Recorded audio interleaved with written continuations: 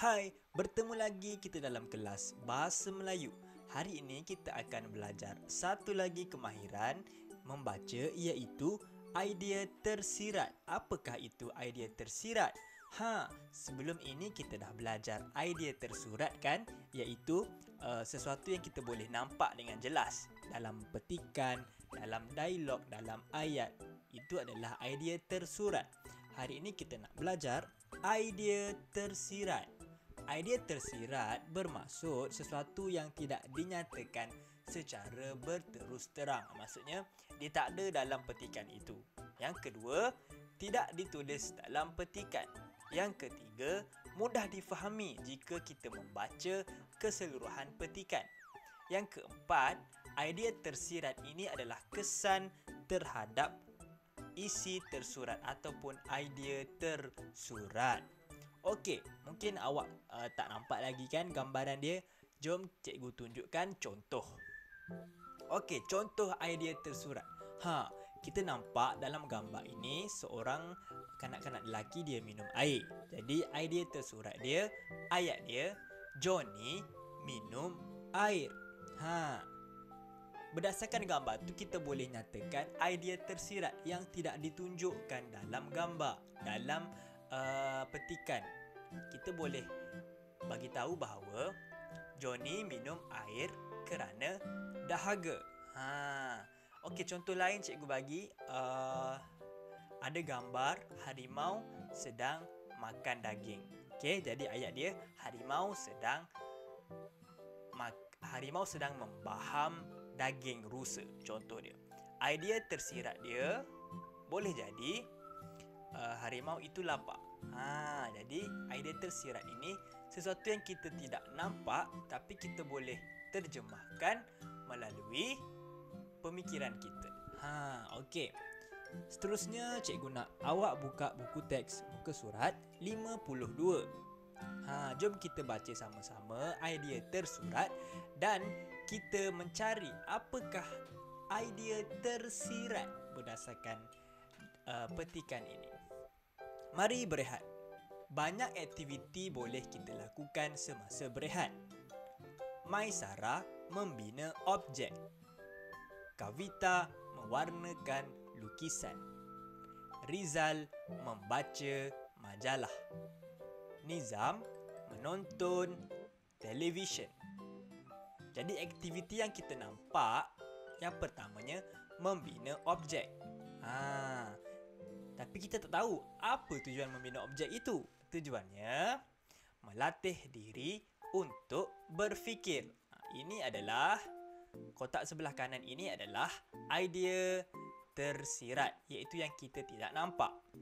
Yang kedua, mewarnakan lukisan. Jadi kita nampak, yang kita tak nampak, kebaikan dia tahu memilih warna. Yang ketiga, membaca majalah. Yang kita nampak. Yang kita tidak nampak, kita boleh bagi tahu dapat menambah ilmu. Yang keempat, yang ni dia tak tulis, jadi kita tulis sendiri. Menonton televisyen. Kebaikan dia, kita boleh bagi tahu dapat mengisi waktu lapang, dapat menambah ilmu pun boleh juga. Okey.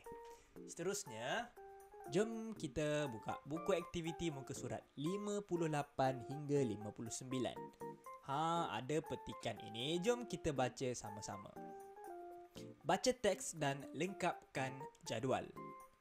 Mimi dan Momo berjoging. Mereka berjoging di taman. Udara di taman itu nyaman.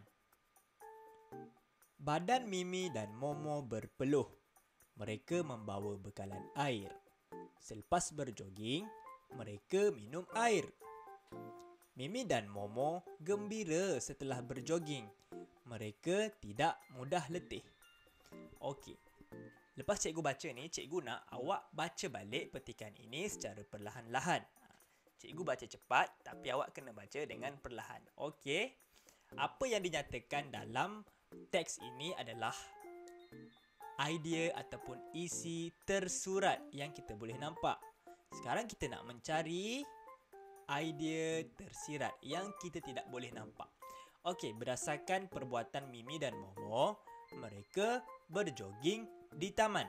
Jadi, awak boleh keluarkan pensel tulis dan awak kena mencari idea tersirat. Cikgu tak nak bagi jawapan, tapi awak kena fikir. Cikgu bagi contoh sikit-sikit je lah. Tempat mereka berjoging, awak boleh tulis sesuai untuk bersenam. Ataupun mereka berjoging di taman sebab tempat mereka berjoging luas dan lapang. Jadi boleh sesuai lah untuk berlari. Idea tersirat ni dia tak ada jawapan yang tetap.